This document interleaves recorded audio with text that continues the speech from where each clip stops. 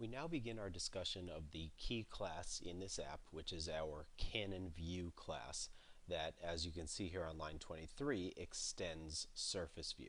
So this is our custom surface view where we will be drawing graphics on the screen, and more importantly, we'll be drawing those graphics from a separate thread of execution from the normal graphical user interface thread. And this is extremely important whenever you have lots of manipulations that require complex calculations, such as those that can often happen in games, because again, you don't want to have the possibility of an application not responding or ANR dialog appearing on the screen, which affects the user's perception of your app and also their ability to interact with your app as well.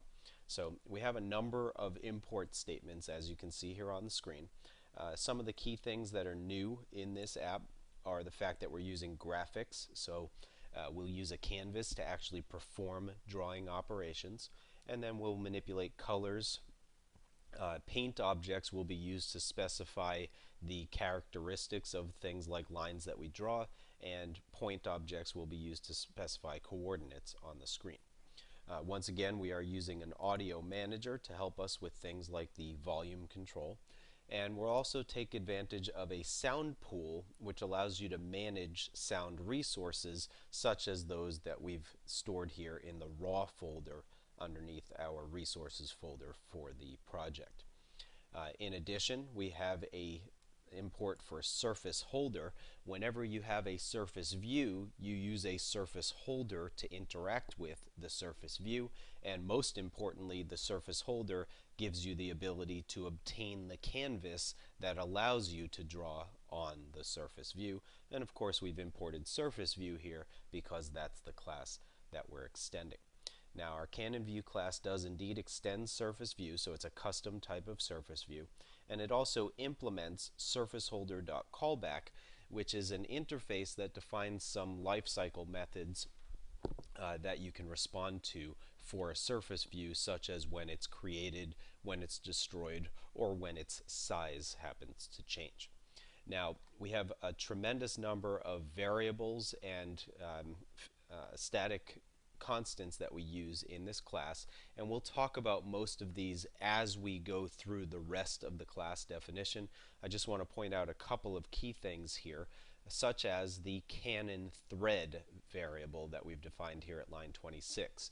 The Canon thread is going to be the thread of execution that manages all of the game elements and updates all of their positions on the screen throughout the game. And then the Canon thread will actually determine when to draw all of those items onto the surface view. We have some constants that represent various aspects of the game, such as how many target pieces there are, what the penalty is for missing, and the penalty, or not the penalty, but the bonus for hitting a target. And then we have various status variables and other variables that help us manage the many different pieces inside the game. So again, we'll talk about all of those as we see them in later parts of the Canon View discussion. Here at lines 75 through 79, we have some constants and variables that will help us manage the sounds. We'll be mapping the sounds IDs that we've defined up here at lines 75, 6, and 7 to the actual sounds that will load into memory, and then we'll use a sound pool to actually manage those sounds. And at lines 82 through 87, we declare a bunch of paint objects which will be used to specify the characteristics of various things that we display on the screen, such as text, the cannonball, the cannon itself, the blocker and the target, and also the background color as well, for any time that we need to clear the background.